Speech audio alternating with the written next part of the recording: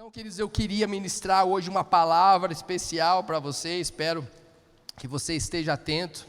Gostaria que abrisse sua Bíblia em Mateus, no capítulo 27, do versículo 15 ao 26, nós vamos ler. Mateus 27, do 15 ao 26.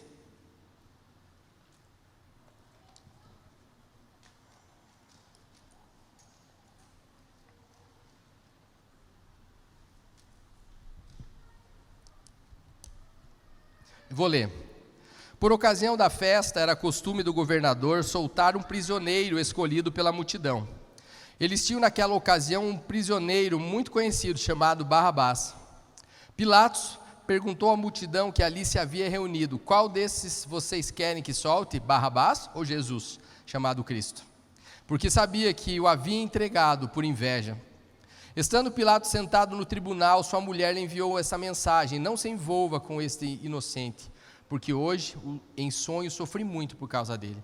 Mas os chefes dos sacerdotes e os líderes religiosos convenceram a multidão a que pedisse Barrabás e que mandassem executar Jesus. Então perguntou o governador: qual dos dois vocês querem que eu solte? Responderam eles: Barrabás. Perguntou Pilatos: que farei então com Jesus, chamado Cristo? Todos responderam: crucifica-o. Por quê? Que crime ele cometeu? Perguntou Pilatos, mas eles gritaram ainda mais: crucifica-o. Quando Pilatos percebeu que não estava obtendo nenhum resultado, mas ao contrário, estava se iniciando um tumulto, mandou trazer água, lavou suas mãos diante da multidão e disse: estou inocente do sangue deste homem, a responsabilidade é de vocês. Todo o povo respondeu: que o sangue dele caia sobre nós e sobre os nossos filhos. Então Pilatos soltou Barrabás, mandou açoitar Jesus e entregou para crucificação. Queridos, o título dessa palavra é Jesus ou Barrabás? Jesus ou Barrabás? Nesse tempo, querido, que nós lemos aqui, em que Jesus esteve sobre a terra, Israel era governada pelo Império Romano. Vocês sabem disso da história, né? O Império Romano, ele dominava, né? Ele conseguia fazer todo o domínio sobre eles, político, militar, né? Sobre a parte jurídica e também sobre os tributos, sobre os impostos ali. Mas, entretanto, na área religiosa, eles tinham uma certa liberdade para isso. Eu gostaria de recapitular com vocês uma sequência de fatos antes de chegar a esse julgamento de Jesus. Primeiro, Jesus foi entregue pelo seu algoz, pelo seu traidor Judas, por 30 moedas de prata, aos líderes religiosos. Depois, esses líderes religiosos mandaram prender Jesus com os seus soldados, trouxeram até a casa daquele sumo sacerdote chamado Anás, trouxeram testemunhas falsas, alegaram coisas falsas que Jesus tinha feito, acusações mentirosas. Depois levaram para o outro sumo sacerdote, Caifás, até que levaram para o Sinédrio no outro dia, para fazer de conta e para poder, com máximo de outras testemunhas, inventar um fato para que pudesse prejudicar e que pudesse punir Jesus. Até que levaram até o governador da época, o governador da Judéia, chamado Pilatos, que é esse texto que a gente leu, e ele estava entre Pilatos e Barrabás. Esse foi aquele panorama, que nós podemos ver. E quais eram as acusações contra Jesus? Vejam, eles acusavam Jesus de um malfeitor. O que era um malfeitor? Aquele que praticava só o mal. Sendo que Atos 10:38 fala que onde Jesus passava, ele só fazia o bem. Acusaram Jesus ali de ser um insubordinado, porque diziam que ele ensinava para os seus discípulos a não pagar tributos para César, quando Jesus algumas vezes falou: dai a César o que é de César, mas dai a Deus o que é de Deus. Outra coisa que eles acusavam Jesus era de ser um agitador do povo, um blasfêmio, porque ele dizia que ele era o Filho de Deus. E acusaram ele também de uma outra coisa, chama sedição, que é ele contra o Estado, contra Roma, e também porque ele dizia ser o rei dos judeus. Um fato interessante é que atrás da cruz de Cristo tinha uma placa em 3 idiomas, escrito Rei dos Judeus. Em hebraico, que era a língua religiosa, estava escrito em grego também, que era a língua filosófica da época, estava escrito também em latim, que era a língua romana. Em 3 línguas estava escrito Rei dos Judeus, como uma afronta ao nosso Deus. Então, nós podemos dizer que com essa simbologia, a religião, a filosofia e a lei se uniram para condenar Jesus. E queridos, esse texto é um texto conhecido, não sei se realmente todos vocês leram, mas ele é conhecido, pela nossa leitura bíblica. Se você não leu, você certamente viu um filme que falava sobre esse momento onde Jesus estava com Barrabás e estava Pilatos ali. E esse filme, esses fatos aí são fatos reais, que nos mostravam realmente há 2000 anos, em Jerusalém, que era o local onde Jesus realmente fez tantos milagres e exerceu grande parte do seu ministério. Mas esse texto vem nos mostrar para nós o palco, uma cena, uma das mais importantes e marcantes sessões de julgamento público a uma pessoa. Interpretada por muitas pessoas como uma decisão que foi parcial, que foi arbitrária, uma decisão ali que criaram foi vexatória, discriminatória, egocêntrica, manipulativa, injusta. Muitos falam isso. E a decisão final foi qual? Um inocente declarado culpado, sentenciado à culpa, à pena de morte, uma das piores, que era a crucificação, a morte de cruz, sem direito à defesa nenhuma. E aos gritos de uma população, das pessoas e dos fariseus, enfurecidos, gritando: crucificam. Essa é a cena que nós lemos ali naquele lugar. Amados, essa própria passagem em si, ela é contada nos 4 evangelhos, tanto Mateus, Marcos, Lucas e João. Eu decidi Mateus porque Mateus, ela foi endereçada ao povo judeu. E o povo judeu era o próprio povo onde Deus implantou Jesus para que pudesse nascer e que ele pudesse crescer, e também para exercer o seu ministério, e principalmente para ter uma aliança. O povo de Israel tem uma aliança com Deus, nós também temos hoje, por isso que eu usei esse texto. Nós, assim como o povo de Israel tem uma aliança, nós também temos com ele hoje. Então tem tudo a ver conosco, amém? Esse texto tem tudo a ver com a gente. Por mais que você pense, não, eu não estava 2000 anos atrás naquele lugar. Nós estávamos representados naquele lugar, certamente. Eu e você, e as nossas escolhas diariamente. Porque a Bíblia fala que nós éramos maus. A Bíblia diz que nós éramos facciosos, nós éramos rebeldes, homicidas de certa forma, ladrões. Mas, talvez pudéssemos ser, assim como esse homem, alguém conhecido, muito conhecido. Mas nós também temos que perguntar, e eu tenho esse papel hoje para nos perguntar: e diante de Deus, como está a nossa reputação hoje? Como que realmente está a minha reputação, a sua reputação? Quando as pessoas olham para mim e para você, elas conseguem escolher Jesus? Ou elas nos escolhem porque é mais conveniente para elas e para os seus interesses ficar com a gente e crucificar Jesus? Quantas vezes nós temos escolhido pecar e crucificamos novamente Jesus, e novamente, e novamente? E novamente Pilatos, no versículo 22, pergunta: o que vocês querem que eu faça para esse homem? E a multidão não esperou nem um segundo e disse por 3 vezes: crucifica-o, crucifica-o, crucifica-o. Eu já li esse texto várias vezes, mas hoje, antes de vir para cá, eu li de novo. Ele fala em algumas passagens que ele falou por 3 vezes: crucificam, aquelas pessoas gritando por 3 vezes. Parece que como se fosse um martelo para a mão direita, crucificam, um martelo para a mão esquerda, um prego para a mão esquerda e um prego para os pés. 3 vezes, crucificam.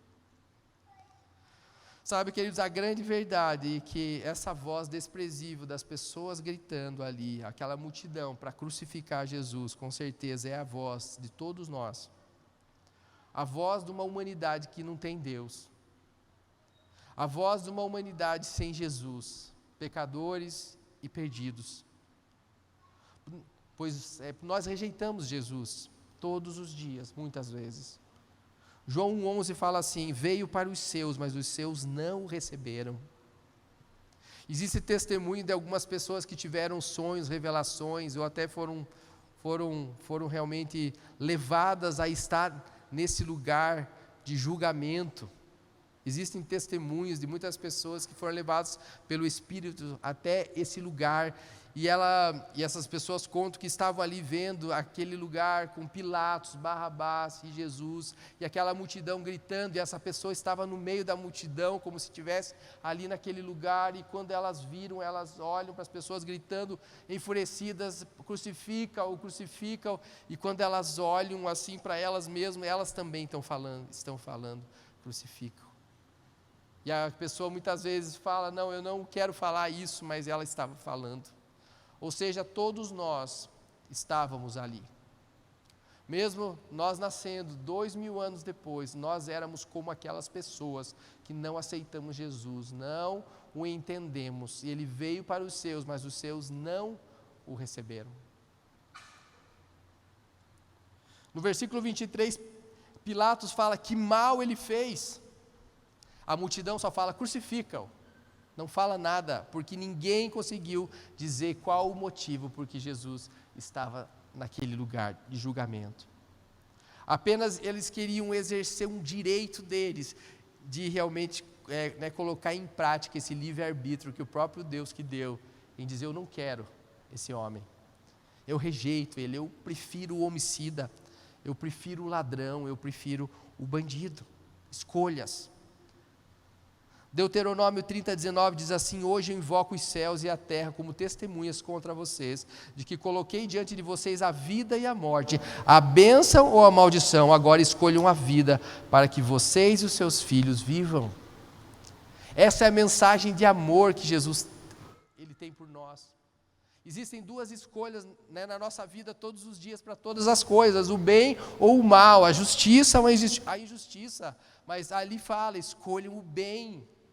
Escolham a bênção, não escolham a maldição, porque isso trará vida para vocês e para os seus filhos. Mas eles escolheram Barrabás. Para eles, estava sendo feito justiça através da escolha. Eles estavam achando que eles estavam sendo justos. Queridos, toda e qualquer tentativa minha e sua de fazer justiça do nosso jeito, da nossa forma, pelas nossas forças, são falhas. Nós precisamos de um Deus que nos ajude nessa vida.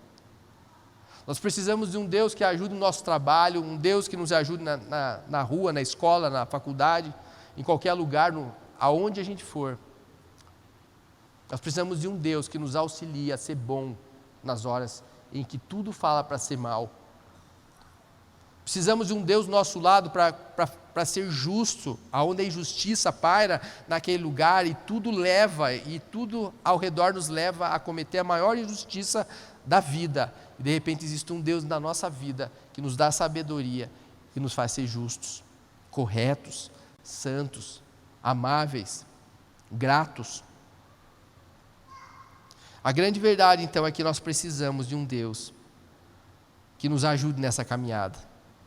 No versículo 24, quando essa multidão, ela entende ali que eles estavam talvez perdendo, que Barrabás talvez não fosse solto e que o próprio Pilatos estava com uma tendência a soltar Jesus, eles ameaçam Pilatos a mandar uma carta para César, que era o imperador da época, para tirá-lo daquele lugar que ele estava de poder. E ele, pelo medo de perder sua fama, sua posição, seu status naquele lugar, ele deixou que a multidão tomasse a decisão, e não ele. Pilatos deveria tomar a decisão, mas ele deixou a multidão tomar essa decisão para agradar os judeus e para manter esse seu cargo. Então ele negociou princípios, foi omisso, por que não dizer covarde nesse momento? Eu queria falar rapidamente 4 atitudes que Pilatos teve que não são dignas de nós reproduzirmos ela. Primeira coisa, transferiu a responsabilidade. Lucas 23, 6 e 7 fala que quando trouxeram Jesus para que Pilatos fosse julgado, ele falou, não, ele é judeu, ele não é galileu? Ele é galileu. Então, leve-o para Herodes julgar, eu não vou julgar. Quem vai julgar vai ser Herodes. que é o governador, né, daquela época da Galileia. Mas ao invés disso, ele tinha poder, nesse mesmo instante, para absolver Jesus, imediatamente. Mas ele transferiu. Toda a inocência que Jesus tinha foi transferida, e ele não julgou, então ele transferiu a responsabilidade. Isso é algo que quem tem sabedoria, homens e mulheres de Deus, não transferem responsabilidades. Segundo, não teve coerência nessa punição. Lucas 23:16 fala assim, que quando ele estava naquele momento, que as pessoas falavam, crucifica, e ele entendeu que deveria fazer algo, ele falou, depois de castigá-lo, eu vou soltá-lo, eu soltarei. Eu vou primeiro judiar dele, para depois soltar. Então, se ele sabia que Jesus era inocente, por que surrá-lo? Por que judiar dele, para que depois fosse solto? Então, não teve coerência nessa punição. Isso é algo que nós não podemos fazer. Terceiro, tentou fazer a coisa certa da maneira errada. Ele até queria soltar Jesus em alguns instantes, mas ele escolheu ouvir a voz daquela multidão, e a multidão escolheu Barrabás. Esse é sempre e será a decisão de um homem sem Deus. Não vai escolher Jesus. Por isso, querido, jamais negocie em princípios, não importa onde vocês estejam, jamais negocie em princípios. Amém? Não inventem desculpas para as coisas. Assumam a sua responsabilidade nas suas decisões. Assumam sua posição e façam com zelo. Lutem pela verdade, sejam sinceros. Nós já falamos sincero, aquele sem cera, sem máscara. Seja você mesmo. Seja verdadeiro. Se o seu sim é sim, a própria Bíblia fala que o teu sim, quando você falar sim, é sim. Se você dizer que é não. Não tem meio termo. Sejam sábios, lutem e defendam o que é correto, sejam justos, ouçam a voz do Espírito Santo e lhe obedeçam em todo o tempo, mesmo que para você pareça loucura. A voz de Deus muitas vezes é loucura para nós. Muitas vezes Deus fala umas coisas, fala, não pode Deus, é isso mesmo. Obedeçam, se Deus disse que é, vai ser. Obedeçam em todo o tempo. Em quarto lugar, algo que nós não devemos repetir, que Pilatos fez, tentou inocentar-se, lavando suas mãos. A Bíblia diz que ele tomou água, bem tranquilo, lavou suas mãos e disse que ele estava livre daquele sangue que seria morto, livre do inocente. Queridos, escutem algo. Se nós resistirmos a uma verdade, algo que é verdade, nós vamos ser levados a perder o nosso propósito. Nós vamos ser levados a perder uma grande direção que Deus nos dá. Então não perca o foco. Se é verdade, siga até o final, porque Deus vai te levar ao propósito dele, à vontade dele. E Pilatos, mesmo sendo avisado e alertado por sua consciência e também pela sua esposa, ele ficou cego e decidiu como a maioria, a conveniência. Nós também muitas vezes somos assim como seres humanos, passíveis de erros, nós podemos errar, mas entretanto, sabendo o que é certo se fazer, não nos dá o direito de fazer o que é errado, por qualquer motivo que seja. Se nós sabemos que algo é certo, e nós por conveniência fazemos o errado, esse é o grande problema. E Pilatos sabia o que era certo, mas ele escolheu fazer o errado. Hoje somos nós que temos essas decisões para fazer na nossa vida, escolher todos os dias, temos a oportunidade de escolher o certo ou o errado. Eu repito, escolha o certo. Existe uma frase, quando eu estava estudando e fazendo essa administração, eu anotei. O povo escolheu o pior homem para ser livre da prisão, que era Barrabás. Mas Deus escolheu o seu melhor, que se chamava Jesus. Não apenas para substituir um homem perdido da morte, mas para libertar a humanidade inteira, para sempre. Para sempre. Quem você escolhe hoje, querido? Jesus ou Barrabás na sua vida? Escolhe o que Deus tem e quer para você, ou você escolhe o que o mundo diz que é bom, ou você escolhe o que a multidão diz o que é melhor para você. Você faz a escolha, eu faço a escolha. No versículo 25 diz assim: depois que Pilatos se eximiu da culpa, lavou suas mãos, a própria multidão gritou: então tá bom, você lava suas mãos, Pilatos, pode ficar tranquilo, o sangue de Jesus que caia, todo esse peso sobre nós e sobre os nossos filhos. Sem que aquelas pessoas soubessem, realmente elas estavam invocando uma maldição sobre as suas vidas, que persistem até hoje, que na verdade Jesus estava sendo crucificado por uma escolha errada nossa, que a humanidade tomou ao escolher o pecado desde o Éden. E o versículo 16 diz assim: então Barrabás é solto, Jesus é açoitado e Pilatos o entregou para ser crucificado. Queridos, nós sabemos, Deus sabe todas as coisas, sim ou não? Sim ou não? Deus comanda tudo, sim ou não? Você tem a certeza, ou a noção, a convicção em você pela fé, que tudo que acontece, Deus tem controle? Amém? Eu também tenho. Então, nós precisamos entender algumas coisas. Saber que esse momento do julgamento de Jesus está sob o controle de um Deus. Tudo Deus estava comandando.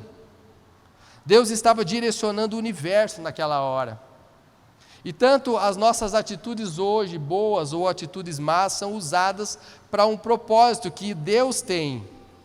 Mesmo que nós achemos que estamos fazendo algo errado para alguém, Deus está no controle de tudo isso para transformar aquilo que era para ser ruim, como algo para ser bênção. É assim que Deus faz. Se nós temos a ciência de que tudo que acontece na nossa vida, Deus tem o controle, então nós podemos falar que nesse texto, na verdade, que para o mundo parecia que os protagonistas principais desse julgamento eram Pilatos, o sumo sacerdote, os fariseus, saduceus, que quem matou Jesus, quem estava ali dando toda aquela injustiça ali naquele lugar, foi o povo. Ou foi Pilatos que estava decidindo a crucificação de Jesus, ou os soldados romanos. Não foi isso que aconteceu.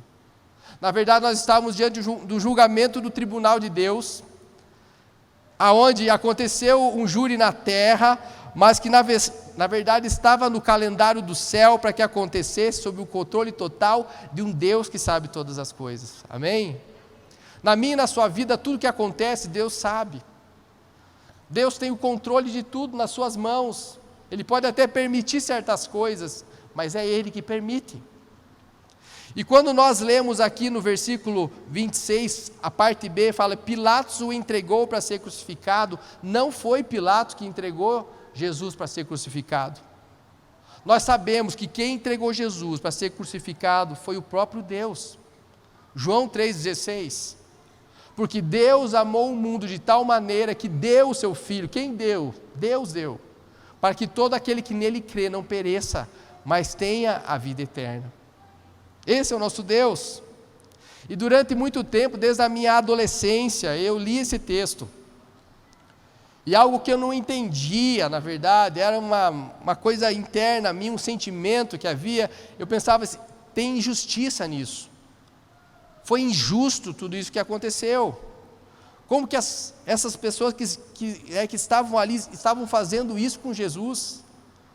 Mesmo sabendo o final da história, que tudo isso foi para levar Jesus para a própria cruz e para ter vitória, era algo que mexia comigo. Por que eles estavam fazendo isso com Jesus? Jesus não merecia aquilo. Mas com o entendimento espiritual, com os anos e com a revelação que a gente começa a entender quando a gente lê a Bíblia debaixo da instrução de um Espírito Santo que revela coisas para nós, me fez conhecer uma nova realidade daquele momento tão linda quanto a cruz de Cristo. Porque o que Jesus fez na cruz foi lindo, foi feio a imagem, mas o que aquilo significava foi lindo, foi maravilhoso. E esse julgamento, eu comecei a pedir para o Espírito Santo: o que é isso? O que significa essas palavras?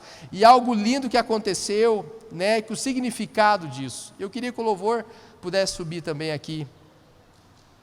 Eu queria que você prestasse atenção nisso. A resposta do que aconteceu ali estava sob o significado da palavra Barrabás. Porque sabemos que na própria Bíblia, no aramaico, essa palavra bar, de Barrabás, bar, B-A-R, significa o quê? Filho. Então, quando nós lemos na Bíblia, Bar Jonas é o quê? Filho de Jonas. Bartimeu, filho de Timeu. E Barrabás, Barabas, filho do pai, filho do paizinho. É isso que significa. Se vocês forem ver em qualquer dicionário bíblico, vocês vão ver que Barrabás significa Barabas, filho do papai. O que significa isso? O que é isso? O que significa para nós? Que até no nome Barrabás, Deus estava controlando. Até o nome está naquele lugar, Jesus, o filho do pai, do papai, do lado para ser julgado com o Barrabás, filho do Aba. Os dois estavam naquele lugar, então até o nome daquele homem foi orquestrado pelo próprio Redentor. E aquele Barrabás que era mau como nós, foi condenado, era culpado, era um pecador, ele ia se tornar livre. E aquele homem representa eu e você, que ia se tornar livre, era culpado, mas ele ia se tornar livre porque encontrou o verdadeiro Filho do Pai. Encontrou o verdadeiro Aba, e esse era o único que poderia fazer algo para ele. E nós sabemos que nós estávamos perdidos, mas quando nós o encontramos Jesus, nós tivemos a oportunidade de sermos libertos, sermos livres de uma maldição, sermos livres do pecado, por causa que nós o encontramos naquele lugar. E o verdadeiro Aba, o verdadeiro Filho do Pai, que é Jesus, assumiu o nosso lugar, para que nós um dia fôssemos livres e perdoados de todos os nossos delitos e da nossa condenação. Então Jesus vem assumir não somente o lugar do Barrabás, mas Jesus, o Yeshua HaMashiach, seria sacrificado naquela cruz em substituição a todos os filhos do papai. Por isso que Barrabás simbolizava eu e você. Era para nós sermos condenados. Aquela cruz foi feita sob medida para todos nós. Mas nós encontramos, em nosso caminho entrou alguém chamado Jesus, o Filho de Deus, aleluia, enviado nesse mundo para transformar toda e qualquer situação e para nos fazer livres. Nesse caso, Barrabás, o impostor, eu e você, foi livre para que Jesus, o sacrifício, o substituto de Deus, o sacrifício vivo, o único santo, fosse nos substituir e entrasse no nosso lugar. Queridos, eu e você estávamos no tribunal de Deus. Não tinha mais saída para mim e para você. A Bíblia diz que todos pecaram e destituídos estão da glória. Todos nós, sem Deus, sem Jesus, estamos fora desse lugar. O que resta para nós é só a condenação, é a morte eterna, o inferno. Mas Jesus, pelo seu amor, envia o seu Filho. E através do seu Filho Jesus, nós o encontramos, se nós quisermos, lógico. Nós temos a oportunidade de encontrá-lo, e Ele está aqui essa noite. O Filho de Deus, o Filho do Papai, do Abba, Jesus, vem encontrar eu e você. E é muito interessante no versículo em Mateus 16, 21, fala assim: desde aquele momento Jesus começou a explicar aos seus discípulos que era necessário que ele fosse para Jerusalém e sofresse muitas coisas nas mãos dos líderes religiosos, dos chefes dos sacerdotes e dos mestres da lei, e fosse morto e ressuscitasse no terceiro dia. E Atos 8:32, ele foi levado como ovelha para o matadouro, e como cordeiro mudo diante dos tosqueadores, ele não abriu sua boca, mas sobre ele e nele estavam a justificação de todos. Nós só somos justos, somos transformados em injustos a justos por causa de Jesus, por causa da morte de Jesus, da crucificação de Jesus. Mas hoje a Bíblia diz que nós precisamos de uma atitude. Nós precisamos aceitar esse Jesus, declarar em meio às pessoas e ao mundo que eu acredito em tudo aquilo que Ele fez. que eu creio que Jesus estava naquela cruz e Ele realmente me libertou, porque eu não tinha saída, porque nós não tínhamos saída, mas esse Jesus, Ele nos libertou. Mas hoje eu preciso não dizer sacrifica-o, ou crucifica-o, crucifica-o, crucifico, mas dizer eu aceito, eu aceito, eu aceito na minha vida.